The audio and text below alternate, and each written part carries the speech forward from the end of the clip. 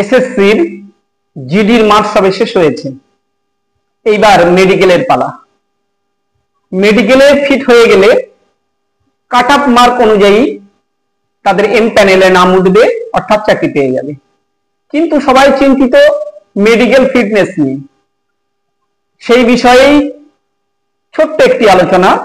মেডিকেলের মেন বিষয়বস্তু হলো যে বডি ডিফরমিটিস, বিশেষ করে সেন্ট্রালে যেগুলো দেখা হয় যে কারোর নক নি আছে কিনা বা কারোর ফ্ল্যাট ফুট আছে কিনা, আর দেখা হয় ওভারওয়েট।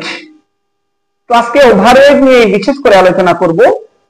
যাদের ওভারওয়েট আছে অর্থাৎ বিএমআই রেশিও অনুযায়ী তাদের বডি ওয়েট বেশি, অর্থাৎ বিএমআই ক্যালকুলেশন করে যাদের ক্যালকুলেশনের অ্যান্সার 25-এর উপরে চলে যায় তারা কিন্তু ওভারওয়েটে বাদ যাবে। সেই জন্য এই ওয়েটটাকে 25 থেকে 30 দিনের ভিতরে সম্ভব 10 কেজি পর্যন্ত কমিয়ে নেয়ার সেই বিষয় নিয়ে আলোচনা।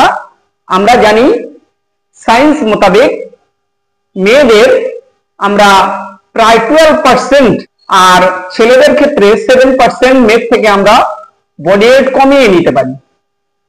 তার একটা প্রসিডিওর আছে, তার একটা ডায়েট চার্ট আছে, তার কিছু এক্সারসাইজ আছে, যেটা করলে একটা ছেলে বা একটা মেয়ের তার রেশিও অনুযায়ী 1 মাসের ভিতরে প্রায় 10 কেজি কমানো সম্ভব।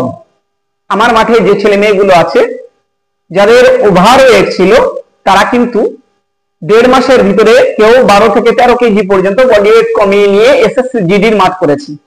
তাই বলবো তোমরা যারা দূরে আছো, তা যাদের বডি ওয়েট নিয়ে একটু চিন্তিত তোমরা কমেন্ট করে জানাও বা আমি নাম্বার দিয়ে দেবো, তোমরা স্ক্রিন থেকে নাম্বারটা নিয়ে আমার সঙ্গে যোগাযোগ করতে পারো।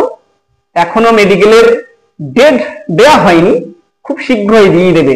এবং তোমাদের ওয়েট নিয়ে যাদের বিশেষ করে একটু ওভারওয়েট মনে হচ্ছে তারা আমার সঙ্গে যোগাযোগ করতে পারো, যেটা 1 মাসের মধ্যে তাদের 8 থেকে 10 কেজি সম্ভব।